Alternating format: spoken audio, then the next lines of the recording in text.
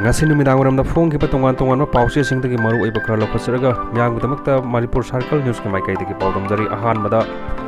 kanglei paki mera pausedagi lokhasari nunglei nungsitna chauna amangata thokhankhre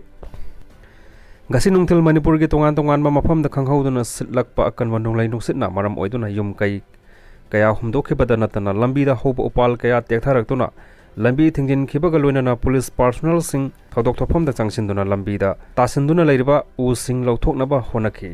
loinana ngasi nungthil pung 3:30 rom tarakpa matamda khanghauduna sitkhiba nunglei nungsitna maram oiraga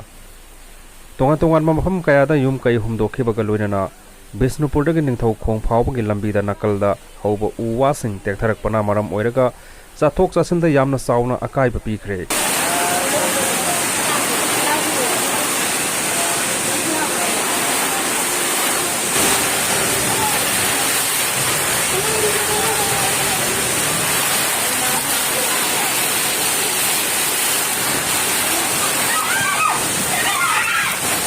Idim lambi ke Bisnupurdagi ningthau khong phawbagi lambi paringda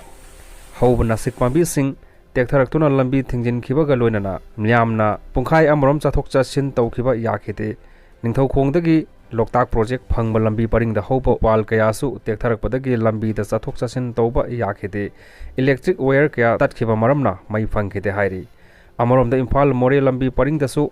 waithau area da su nanglei nungsit aduna yum kai kaya humdokkhre yum singdagi paithorakhiba jinga jingna yamna lapna hungdokhibaga loirana lambi da tasinduna leiba kaya marum uba phangki haire waithauda hangba Manipur police ki outpost ngasi gi nunglei nungsitna humdokhibadagi amanga ta thokhi hairi akan manunglei nungsit aduna maram oiraga yum kai humdokhiba lambi da hauba u wasing tektharakhiba aduda hojik phawbagi oina mioi amata aswa pan yaukhiba leite hairi lamda masigi makha maikaida ngasi gi nunglei nungsit aduna humdokhi hairi makha taba pau nungmei paki mara pau chedigi lokhachari SEKMAI da KUKI militant singa Nongmei kapnabada khul ngakpa mioi ama sokle kongba maruda KUKI singna Nongmei kapsilakre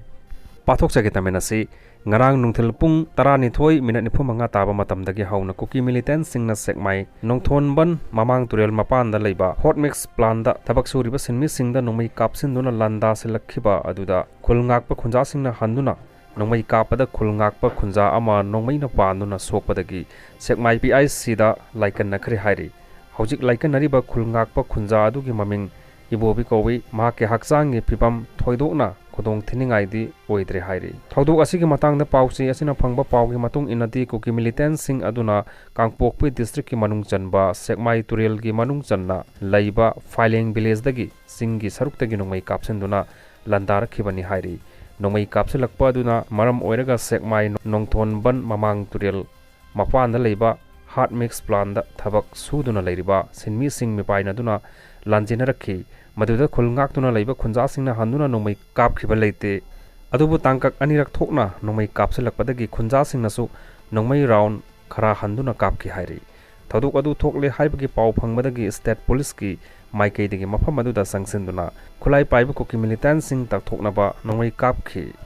ngarang numidang pung 9 helapa phawbada maikai anida khothoknaki madugi matungda ngasi nongalakpadagi matat oina khothoknaki madugi matung ngasi numit yungba pung 12 rom tarakpa matamda soki khulai paiba singna amuk hana Nongmei kapsilakpadagi maikai anida khothoknaki ngarang nungthil amadi numidang maikai adomgi maira paiba singna central forcing